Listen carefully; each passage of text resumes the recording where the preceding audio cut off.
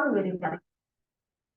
तो हम पिछली क्लास में हम परमाणु के संघटन के बारे में पढ़ रहे और हमने डाल्टन का परमाणु सिद्धांत भी देखा। क्या क्या देखा हमने पिछले कक्षा में? डाल्टन का परमाणु सिद्धांत तथा परमाणु का संघटन। अब डाल्टन का परमाणु सिद्धांत जो है उसमें बहुत सारी बातें हमने पढ़ी। एक और बात देख लेते हैं, जो बच्चे एब्सेंट थे उनके लिए भी हम एक बार रिवाइज कर लेते हैं, ठीक है? तो जो डाल्टन का जो परमाणु सिद्धांत था उसमें क्या क्या बातें डाल्टन जी ने कही, ये हम देख लेते हैं, ठीक है? तो डाल्टन के परमाणु सिद्धांत में मुख्य रूप से 5 बातें कही गई थी। कितनी बातें कही गई थी? डाल्टन के परमाणु सिद्धांत में 5 बातें की गई थी, है ना? वो 5 बातें क्या थी हमें याद है? क्या क्या था वो? कि एक पदार्थ तथा तत्व अनेक सूक्ष्म कणों से बना हुआ है। क्या कहा? पदार्थ तथा तत्व अनेक सूक्ष्म कणों से बना हुआ है और जिन्हें हम परमाणु कहते हैं। जिन्हें हम क्या कहते हैं? जिन्हें हम परमाणु कहते हैं, ठीक है? उसके बाद हमने कहा, दूसरी बात क्या कहा डाल्टन जी ने? दूसरी बात ये कहा था कि जो परमाणुओं को ना तो नष्ट किया जा सकता है ना ही बनाया जा सकता है। क्या कहा दूसरी बात? परमाणुओं को ना तो नष्ट किया जा सकता है और ना ही बनाया जा सकता है। तीसरी बात उन्होंने क्या कही? तीसरी बात ये कही कि परमाणु अविभाज्य है। क्या कहा? परमाणु अविभाज्य है, जो बाद में चलकर वो गलत सिद्ध हो गई। परमाणु अविभाज्य से बाद में हमें पता लगा, परीक्षणों के आधार पर, प्रयोगों के आधार पर ये पता लग गया कि परमाणु जो है अविभाज्य नहीं है, परमाणु को विभाजित किया जा सकता है और उनके बहुत सारे मूल कण हैं। उसके बाद चौथी बात उन्होंने क्या कही? एक ही तत्व के परमाणु, एक ही तत्व के परमाणु भार, आकार व अन्य गुणों में समान होते हैं, किंतु दूसरे तत्व के परमाणुओं से भिन्न होते हैं। एक और बात, एक ही तत्व के परमाणु भार, आकार व अन्य गुणों में समान होते हैं, किंतु दूसरे तत्व के परमाणुओं से भिन्न होते हैं। फिर 5वीं बात उन्होंने कही, परमाणु सरल पूर्णांक अनुपात में संयुक्त होते हैं। परमाणु सरल पूर्णांक अनुपात में संयुक्त होते हैं, ठीक है? इतनी बातें, यानी कि 5 बातें इन्होंने कही, डाल्टन ने अपने परमाणु सिद्धांत में कही, जिसमें से कई बातें गलत साबित हुई। ये सिद्धांत उन्होंने जिसके किसके नाम से जाना जाता है? डाल्टन एटॉमिक थियरी के नाम से जाना जाता है, ठीक? फिर उसके बाद हमने क्या पढ़ा? उसके बाद हमने परमाणु का संघटन पढ़ा, है ना? परमाणु का संघटन। अब देखो, परमाणु का संघटन यानी कि बहुत सारे ऐसे साइंटिस्ट आए जिन्होंने क्या किया? जिन्होंने बहुत सारी बातें, बहुत सारे प्रयोग किए और उन्होंने बहुत सारी बातों का पता लगाया और इसका फलस्वरूप ये निकला कि उन्होंने ये कहा कि परमाणु को विभाजित किया जा सकता है, परमाणु को विभाजित किया जा सकता है और इनके बहुत सारे मूल कण है, बहुत सारे 3 प्रकार के मूल कण है जिन्हें हम fundamental particles of the atom कहते हैं, ठीक है? क्या कहते हैं अंग्रेजी में? Fundamental particle of the atom. तो हमने पिछली क्लास में देखा क्या क्या थे वो 3 मूल कण परमाणु के? इलेक्ट्रॉन, प्रोटॉन और न्यूट्रॉन। इन 3 मूल कणों से मिलकर क्या बना है? इन 3 मूल कणों से मिलकर परमाणु की संरचना हुई है या परमाणु का संघटन हुआ है। फिर उसके बाद हमने एक एक करके पढ़ा कि इलेक्ट्रॉन का आविष्कार किसने किया? इलेक्ट्रॉन का आविष्कार सर जे जे थॉमसन ने किया। किसने किया? इलेक्ट्रॉन का आविष्कार सर जे जे थॉमसन ने किया। और उन्होंने कैथोड किरणों के अध्ययन के फलस्वरूप, बोलो वे क्या कर रहे थे उस समय कैथोड किरणों पर अध्ययन कर रहे थे, ठीक है, कैथोड किरणों पर अध्ययन कर रहे थे। उसका फलस्वरूप उन्होंने क्या किया, उन्होंने इलेक्ट्रॉन का आविष्कार कर दिया और उन्होंने कहा कि ये अति सूक्ष्म क्या है, ये ऋणावेशित मूल कण है। आप देख रहे हो यहाँ पर नेगेटिव साइन दिया हुआ है इलेक्ट्रॉन का, है ना। इलेक्ट्रॉन का साइन क्या है, इलेक्ट्रॉन को हम कैसे डिनोट कर सकते हैं, ई, स्मॉल लेटर ई कर कर नेगेटिव साइन होता है इलेक्ट्रॉन का, इलेक्ट्रॉन स्मॉल लेटर ई नेगेटिव चार्ज, ठीक है। उसके बाद हमने बात की, किसकी बात की हमने, इसके बाद हमने प्रोटॉन की बात की। किसकी बात कही हमने, प्रोटॉन की बात कही। अब देखो बेटा प्रोटॉन क्या है, प्रोटॉन को हम कहेंगे क्या, इसकी खोज किसने की थी, इसकी खोज, प्रोटॉन की खोज तो गोल्डस्टीन ने की थी, और ठीक है, और इसका नामकरण यानी कि प्रोटॉन नाम किसने दिया था, प्रोटॉन नाम रदरफोर्ड ने दिया था, रदरफोर्ड नाम के एक साइंटिस्ट ने इसका नामकरण किया था, ठीक है। अब उन्होंने क्या कहा कि ये अति सूक्ष्म धनावेशित मूलकण है, प्रोटॉन क्या है, प्रोटॉन, ठीक है, प्रोटॉन क्या है, धनावेशित मूलकण है प्रोटॉन, यानी कि पॉजिटिव चार्ज होता है, धनावेशित होता है, प्रोटॉन धनावेशित होता है, ये सूक्ष्म कण है।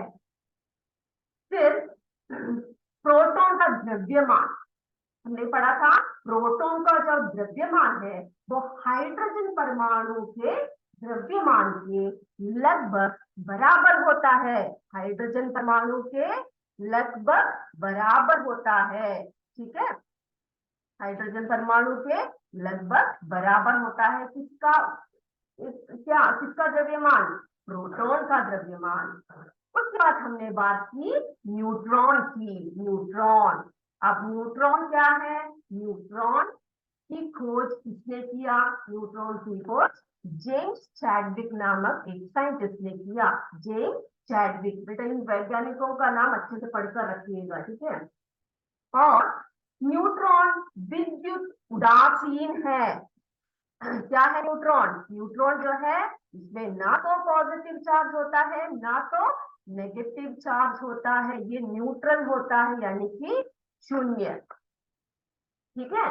तो न्यूट्रॉन विद्युत उदासीन है, न्यूट्रॉन जो है विद्युत उदासीन है, और इसका द्रव्यमान भी किसके बराबर है, लगभग किसके बराबर है, हाइड्रोजन परमाणु के बराबर ही है, ठीक।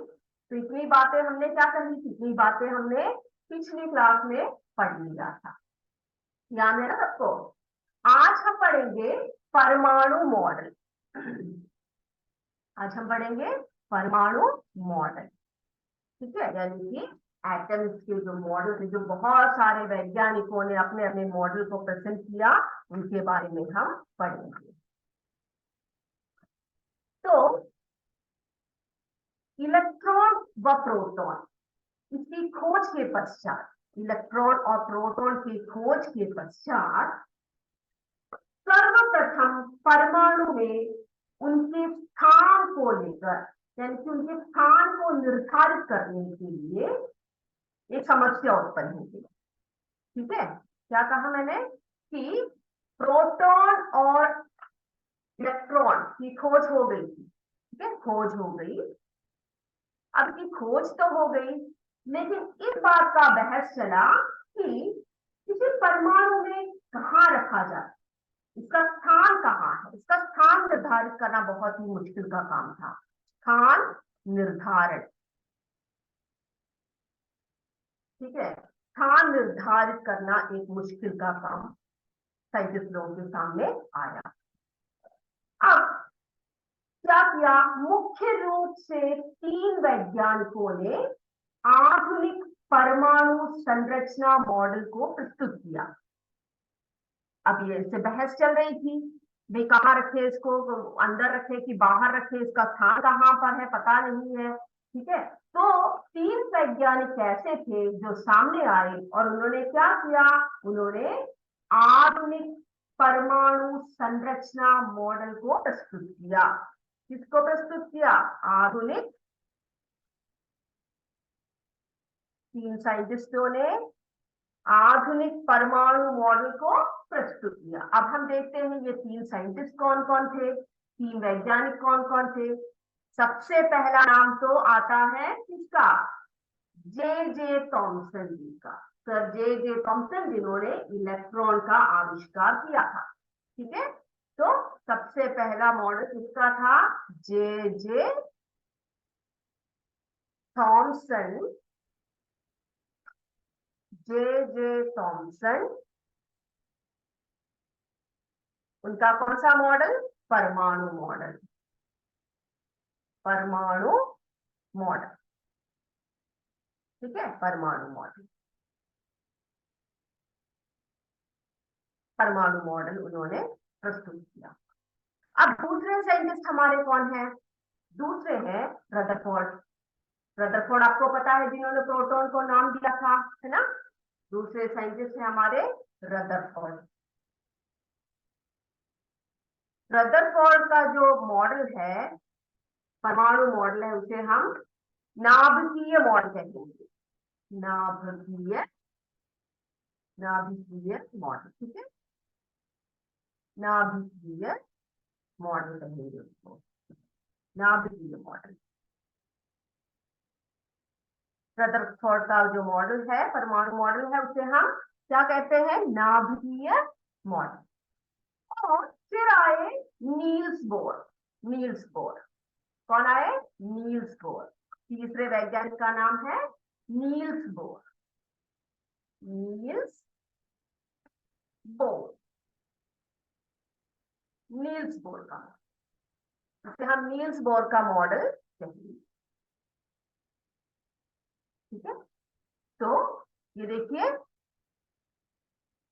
क्या कहा मैंने कि इलेक्ट्रॉन व प्रोटॉन की खोज के पश्चात सर्वप्रथम परमाणु में उनके स्थान को निर्धारित करने की समस्या उत्पन्न हो गई। तो मुख्य रूप से तीन वैज्ञानिकों ने आधुनिक परमाणु संरचना मॉडल को प्रस्तुत किया। वे तीन साइंटिस्ट या तीन वैज्ञानिक कौन कौन थे? जे जे थॉमसन जिन्होंने परमाणु मॉडल को प्रस्तुत किया। रदरफोर्ड का मॉडल किस नाम से जाना जाता है? नाभिकीय मॉडल। और तीसरा नील्स बोर का मॉडल। तीसरा मॉडल है नील्स बोर का मॉडल। ये तीनों एकदम से याद कर लीजिए, आपके पुस्तक में दिया हुआ है, इसको अंडरलाइन करिएगा जब घर में जाकर पढ़ते समय, और इसको अच्छे से याद करिए कौन किस किस साइंटिस्ट ने कौन कौन से मॉडल को प्रस्तुत किया। ठीक है, तो हम सबसे पहले किसका मॉडल लेंगे? सबसे पहले हम जे जे थॉमसन, सब जे जे थॉमसन का परमाणु मॉडल लेंगे। ठीक है, और जानते हैं कि उन्होंने अपने परमाणु मॉडल में क्या क्या बात कही। राइट, ठीक है, देखते हैं। ओके, तो देखते हैं उन्होंने क्या कहा। जे जे थॉमसन जी का परमाणु मॉडल। अब जे जे थॉमसन ने परमाणु संरचना संबंधी अपना जो विचार प्रस्तुत किए, उनके अनुसार उन्होंने क्या कहा? परमाणु को क्या कहा उन्होंने? परमाणु, परमाणु को 10 घात -10, क्या कहा? परमाणु को 10 घात -10 की घात -10 मीटर व्यास, मीटर व्यास का ठोस गोला माना जा सकता है। क्या कहा उन्होंने? कि परमाणु को 10 की घात -10 मीटर व्यास का ठोस गोला, क्या कहा? ठोस गोला माना जा सकता है, ठोस गोला माना जा सकता है। फिर क्या कहा? जो प्रोटोनों के कारण, आपको पता है परमाणु के अंदर क्या है? प्रोटॉन्स है ना। प्रोटोनों के कारण धनावेशित होता है, उसमें प्रोटॉन है, तो वो क्या रहता है, धनावेशित रहता है। प्रोटॉनों के कारण धनावेशित होता है। तथा इसमें क्या है, इलेक्ट्रॉन भी है, आपको पता है। इलेक्ट्रॉन के कारण क्या है, ऋणावेशित भी होता है। ठीक है, इलेक्ट्रॉन के कारण ये ऋणावेशित भी होता है, क्योंकि इलेक्ट्रॉन में धसे हुए हैं। क्या कहा उन्होंने, इलेक्ट्रॉन में धसे हुए हैं। ये इलेक्ट्रॉन परमाणु के धनावेश ये क्या करते हैं, अब पॉजिटिव भी है नेगेटिव है, तो क्या हो गया, वो क्या हो गया, संतुलित हो गया, है ना। पॉजिटिव भी है यानी कि प्रोटॉन्स भी है इलेक्ट्रॉन्स भी है, तो क्या हो गया, वो संतुलित हो गया, बैलेंस्ड हो गए, है ना। तो क्या कहा उन्होंने, तो ये थी उन्होंने प्रेजेंट किया उनका मॉडल। जरा मैं आपको उनका मॉडल दिखा देती हूँ। सर जे थॉमसन जी ने जो मॉडल प्रस्तुत किया, वो मॉडल आपको दिखाई। उन्होंने क्या कहा कि परमाणु को हम एक ठोस गोला मान सकते हैं। क्या कहा, एक ठोस गोला मान सकते हैं। ठीक है, कितने व्यास का, ये देखो, ये है उनका परमाणु मॉडल, देख रहे हो, ये देखो, ये जो है किसने प्रस्तुत किया था, सर जे थॉमसन ने प्रस्तुत किया था। उनका जो मॉडल है वो परमाणु मॉडल के नाम से जाना जाता है। ठीक है, तो उन्होंने क्या कहा था, सर जे थॉमसन ने कहा कि उनके अनुसार परमाणु को 10 मीटर व्यास का एक ठोस गोला माना जा, देख रहे हो आप, एक ठोस गोला माना जा सकता है, जो प्रोटॉनों के कारण, ये जितने भी पॉजिटिव साइंस आप देख रहे हो ना यहाँ पर, जितने भी पॉजिटिव धनावेशित, ये सारे, ये धनावेशित, ये किसके कारण है, प्रोटॉन के कारण है, क्योंकि प्रोटॉन का साइन हमेशा क्या होता है, पॉजिटिव होता है। और उन्होंने क्या कहा, उन्होंने कहा कि इलेक्ट्रॉन इनमें धसे हुए हैं, इलेक्ट्रॉन इनमें धसे हुए हैं। ठीक है, यानी कि इलेक्ट्रॉन का नेगेटिव चार्ज होता है, देख रहे हो सारे ऋणावेशित। ठीक है, ये ऋणावेशित कण है, जो इलेक्ट्रॉन्स है ये इसमें धसे हुए हैं। ये इलेक्ट्रॉन जो है वो परमाणु के धनावेश को संतुलित करते हैं। क्या करते हैं, इलेक्ट्रॉन परमाणु के धनावेश को संतुलित करते हैं, तो एक संतुलन में आ जाता है। ठीक, तो ये तो थी जे थॉमसन का परमाणु मॉडल।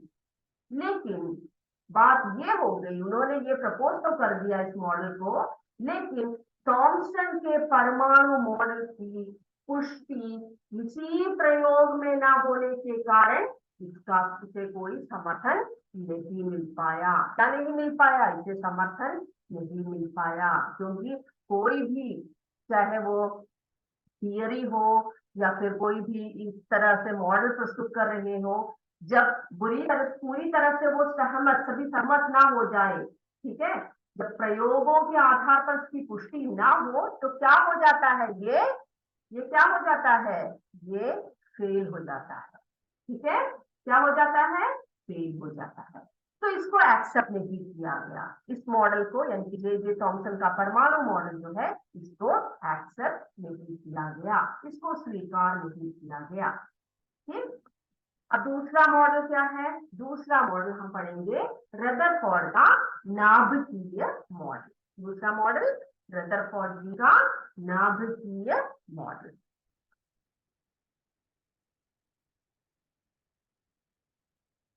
दूसरा मॉडल है रदरफोर्ड। रदरफोर्ड आपको पता है क्या क्या किया था उन्होंने, उन्होंने प्रोटॉन का नामकरण, है ना, प्रोटॉन का,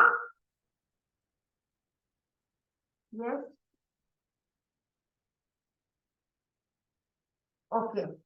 सो क्या हुआ दूसरा, उन्होंने क्या किया, रदरफोर्ड का दूसरा है हमारा, रदरफोर्ड का परमाणु मॉडल तो क्या हो गया, एक्सेप्टेड नहीं है ना, इसे हम स्वीकार नहीं करते। अब दूसरा मॉडल है हमारा रदरफोर्ड का नाभिकीय मॉडल।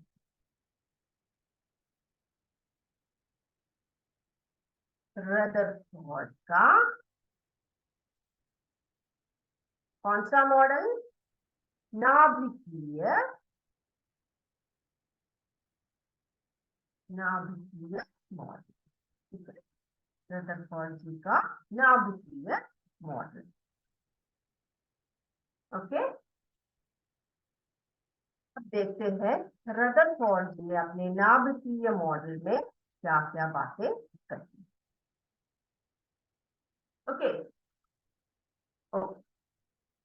रदरफोर्ड जी का नाभिकीय मॉडल। अब आपको मैं बता देती हूँ, ये जो वैज्ञानिक है रदरफोर्ड जी है, ये ब्रिटेन के एक भौतिक वैज्ञानिक है। ठीक है, भौतिक यानी कि आपको पता है ना, भौतिक विषय में इनको बहुत ज्ञान था और उन पर ये किया करते थे, प्रयोग किया करते थे। ठीक है, तो ब्रिटेन के भौतिक वैज्ञानिक थे रदरफोर्ड।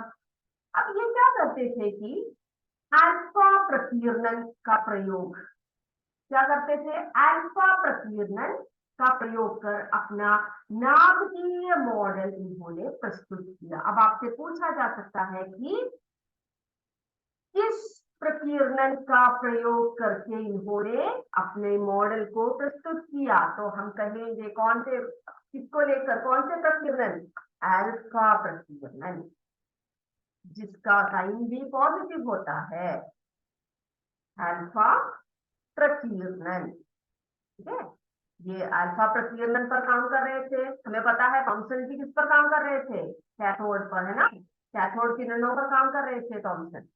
तो रदरफोर्ड जी किस पर काम कर रहे थे, अल्फा प्रकीर्णन पर, जिसका भी साइन क्या होता है, पॉजिटिव होता है। तो इसको लेकर, इसका प्रयोग करते हुए, अल्फा प्रकीर्णन का प्रयोग करके इन्होंने किस मॉडल को प्रस्तुत किया, नाभिकीय मॉडल को प्रस्तुत किया। किस मॉडल को प्रस्तुत किया, नाभिकीय मॉडल को प्रस्तुत किया। रदरफोर्ड ने क्या किया, इस प्रयोग में सोने की पतली पन्नी, क्या किया उन्होंने, उन्होंने इस प्रयोग में क्या किया, सोने की पतली सी पन्नी ली। ठीक है, जो कितनी सेंटीमीटर, बहुत ही पतली सोने की पन्नी, 0.0004 सेंटीमीटर। ठीक है, सेंटीमीटर मोटी। तो सोच सकते हो कितनी हल्की सी इन्होंने सोने की एक पन्नी ली। इस प्रयोग को करने के लिए उन्होंने किसका उपयोग किया, अल्फा प्रकीर्णन का उपयोग किया। और क्या किया इन्होंने, क्या किया, ये सोने की एक पन्नी भी इन्होंने लिया, जिसकी सेंटीमीटर कितनी थी, 0.0004। ठीक है, अब इन्होंने क्या किया, अल्फा कणों की बमबारी कर दी इस पर।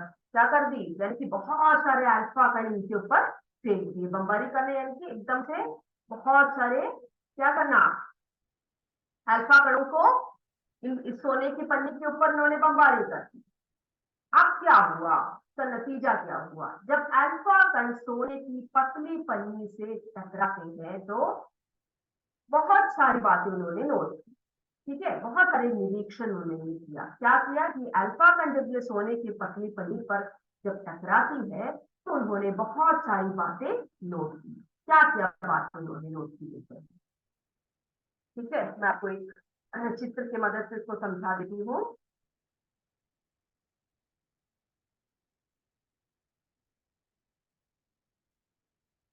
ये तो हमारा जे थॉमसन जी का क्या था, मॉडल था। फिर उसके बाद देखिए,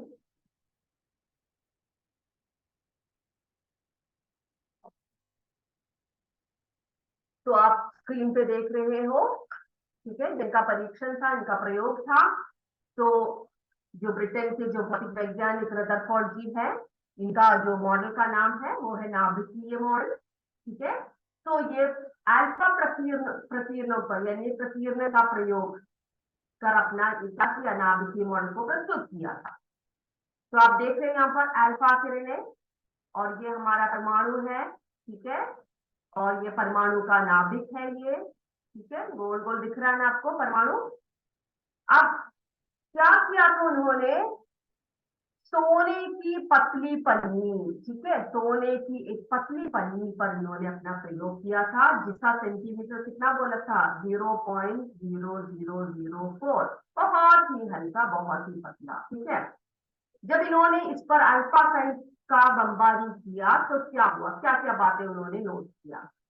उन्होंने देखा कि अधिकांश अल्फा कण पन्नी के आर पार सीधे चले, ठीक है, यानी कि ये देख रहे हो आप, ये देखो ऊपर, ये अल्फा किरणें हैं, ठीक है, ये क्या हुए, ये अल्फा कण जो है पन्नी के आर पार सीधे चले गए, देख रहे हो आप, सीधे जा रहे हैं, नीचे भी ये देखो, सीधे चले गए, देखा, सीधे चले गए, यानी कि अप्रभावित रहा, कोई प्रभाव इन पर नहीं पड़ा, सीधे चले गए ये लोग, तो मुझ पर तो कोई असर ही नहीं हो रहा, मैं तो बहुत ही शक्तिशाली हूं, मैं चला गया सीधे।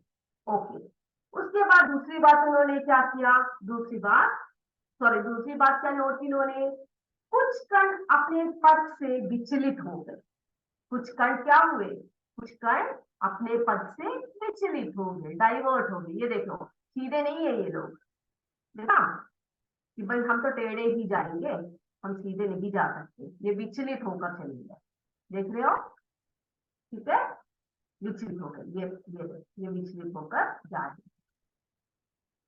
तीसरी बात, बहुत थोड़े से कण ऐसे भी थे जो पन्नी से टकराकर उसी मार्ग से वापस आ गए, भाई हम तो कोई रिस्क लेने ही नहीं वाले, ठीक है, पन्नी से टकराकर सीधे वापस अपने रास्ते वापस आओ, भाई हम तो इसमें इतने क्या नहीं कर सकते, हम इसमें परेशानी नहीं उठा सकते, ठीक है, जो निडर होते हैं वो सीधे सीधे चले जाते हैं, उन्हें कोई डर नहीं होता, उन पर कोई प्रभाव नहीं पड़ता, ठीक है, और जो आगे तो बढ़ जाते हैं फिर उसके बाद क्या हो जाते हैं, विचलित हो जाते हैं। फिर ये देखो कई ऐसे महान भी होते हैं जो किसका मुकाबला नहीं करते, किसी भी मुसीबत का मुकाबला नहीं करते, वो उसी रास्ते से वापस निकल जाते हैं, देखा आपने। तो ये तो था रदरफोर्ड का नाभिकीय मॉडल, यानी कि उन्होंने क्या प्रस्तुत किया, कैसे प्रस्तुत किया, इसको अल्फा प्रकीर्णन का प्रयोग करके नाभिकीय मॉडल को प्रस्तुत किया, जिसमें उन्होंने किसका प्रयोग किया, सोने की पतली पन्नी का, वो कितनी पतली थी, आपको बताया 0.0004, 0.0004 सेंटीमीटर मोटी थी वो, तो सोच सकते हो कितनी हल्की थी, है ना।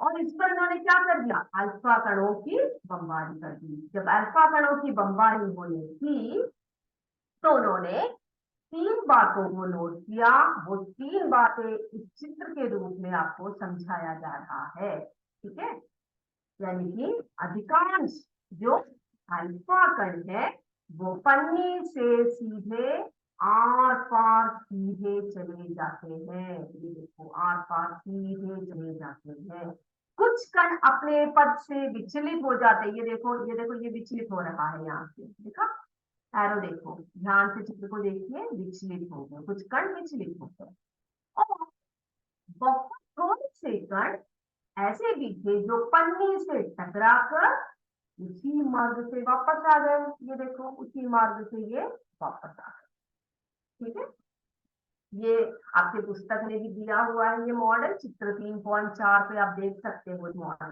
को, ठीक है। अब देखते हैं इसमें से जो रदरफोर्ड ने जो अपना जो प्रयोग, जो उन्होंने प्रयोग से प्राप्त जो बातें थी उसके आधार पर बहुत सारे निष्कर्षों को उन्होंने प्रस्तुत किया, वो हम देख लेते हैं क्या क्या है, ठीक है,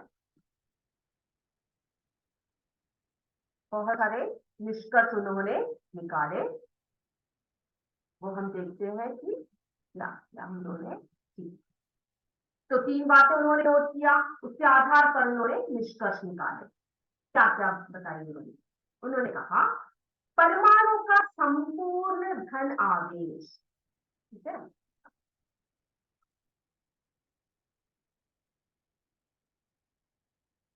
परमाणु का संपूर्ण धन आवेश यानी कि प्रोटॉन, आपको पता है धन आवेश प्रोटॉन केंद्र में उपस्थित होता है, जिसे नाभिक कहते हैं। क्या कहा उन्होंने? यानी कि जो प्रोटॉन है, प्रोटॉन, प्रोटॉन जो धनावेशित होता है वो कहाँ पर प्रस्तुत होता है? केंद्र में प्रस्तुत होता है, केंद्र में प्रस्तुत होता है। और इसे हम परमाणु का क्या कहेंगे? इस केंद्र को नाभिक कहेंगे, नाभिक। ठीक है, सेंटर में, न्यूक्लियस, अंग्रेजी में हम इसको क्या कहते हैं? न्यूक्लियस कहते हैं, जो सेंटर में होता है।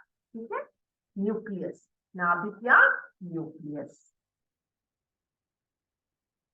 ओके,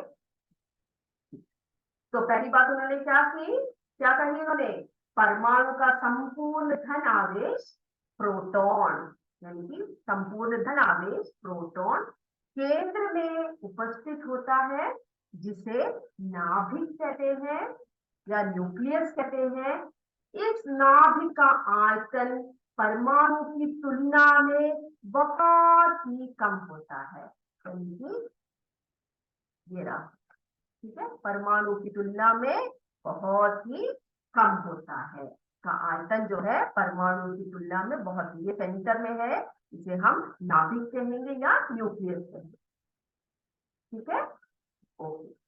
दूसरी बात उन्होंने क्या निष्कर्ष निकाली कि परमाणु का नाभिक, क्या कहा? परमाणु का नाभिक ऋणावेशित इलेक्ट्रॉनों से घिरा रहता है।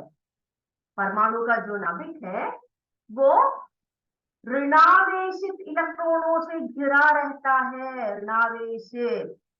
सेंटर में तो पॉजिटिव सब होता है, प्रोटॉन होता है, और उसके चारों ओर क्या होता है? इलेक्ट्रॉनों से भरा होता है। इलेक्ट्रॉन आपको पता है ऋणावेशित होता है, इलेक्ट्रॉनों से भरा होता है, जिसे हम स्मॉल लेटर ई लिखते हैं और नेगेटिव चार्ज देते हैं। ठीक है, तो ऋणावेशित इलेक्ट्रॉनों से घिरा है। फिर क्या कहा उन्होंने कि प्रयोग में अधिकांश अल्फा कण पन्नी के आर पार सीधे चले गए, क्योंकि परमाणु का अधिकांश भाग क्या है? खोखला है। देखो, हमने देखा था चित्र में कि अल्फा कण जो है सीधे सीधे निकल गए। ठीक है, सीधे सीधे निकल गए थे ना। कुछ कण तो है पन्नी के आर पार, पन्नी के आर पार सीधे निकल गए थे, यानी कि उन्हें टकराने के लिए कोई चीज वहां पर नहीं थी। अगर टकराते किसी चीज से तो या तो वो वापस चले आते या फिर क्या होता? विचलित हो जाते हैं ना। तो ये कुछ कण जो है सीधे जो निकल गए, इससे उन्होंने ये निष्कर्ष निकाला कि परमाणु का जो अधिकांश भाग है वो क्या है? खोखला है। क्या कहा उन्होंने? अधिकांश भाग जो है वो खोखला है, परमाणु का अधिकांश भाग खोखला है। फिर तो ये तीसरा निष्कर्ष हो गया। चौथा क्या कहा उन्होंने? कुछ अल्फा कण जो नाभिक के पास से गुजरे वे अपने पथ से विचलित हो गए। एक बार मैं आपको चित्र बनाकर दिखा देती हूँ, ठीक है, तो समझ में आ जाएगा। ठीक है, तो ये तो सोने की पन्नी है। ठीक है, इसका नाभिक हो गया। और उन्होंने कहा कि अल्फा कण कुछ तो सीधे सीधे निकल गए, सीधे निकल गए। ठीक है, सीधे निकल गए। तो उन्होंने क्या निष्कर्ष निकाला कि अधिकांश भाग जो है खोखला है, कहा उन्होंने। फिर क्या कहा कि कुछ कण जो नाभि के पास से गुजरे, जो नाभि के पास से गुजरे वे क्या हो गए? नाभिक के जो पास से गुजरे वो अपने पथ से विचलित हो गए, वे अपने पथ से विचलित हो गए। ठीक है, पथ से विचलित हो गए, क्योंकि नाभिक और अल्फा कण दोनों पर क्या है? समान आवेश है। नाभिक में हमने कहा था कि क्या है? प्रोटॉन है ना, प्रोटॉन जो धनावेशित होता है। और मैंने आपको ये भी बताया था शुरुआत में, जो अल्फा कण होते हैं वो भी क्या होते हैं? धनावेशित होते हैं। तो दोनों क्या हो गए, क्या हो गए, ये अल्फा कण जो नाभि के पास से गुजरे वे अपने पथ से विचलित हो गए, क्योंकि नाभिक और अल्फा कण दोनों पर समान आवेश है। समान, भाई तुमसे मेरा कोई टक्कर नहीं है, क्योंकि तुम तो, हम दोनों एक ही बराबर, ठीक है, एक ही बराबर, यानी कि ये भी पॉजिटिव है, ये भी पॉजिटिव, राइट। उसके बाद जो कण, तो मेरे बच्चों, तो इतनी बातें आज हमने कही, ठीक है। हमने जे थॉमसन सर का परमाणु मॉडल देखा, रदरफोर्ड जी का नाभिकीय मॉडल भी हमने देख लिया, ठीक है। तो ये दोनों बातें हमने अभी पूरा नहीं किया, इसको हम पूरा करेंगे, ठीक है, अगली क्लास में अच्छे से इसको पढ़कर आइएगा। फिर अगर जिन बच्चों को ये समझ में नहीं आया, फिर से आप इसको पूछ सकते हैं, कोई भी डाउट हो पूछ सकते हो। आज हम एक परीक्षा चलाने वाले थे, लेकिन समय ना होने के कारण अब अगली बार इसको हम कंडक्ट करेंगे, ठीक है। इसी के साथ आज की अपनी कक्षा यही समाप्त करते हैं, अगली क्लास का इंतजार है आपको, ठीक है। तो जय विद्या शक्ति, जय हिंद, जय भारत। धन्यवाद मेरे बच्चों।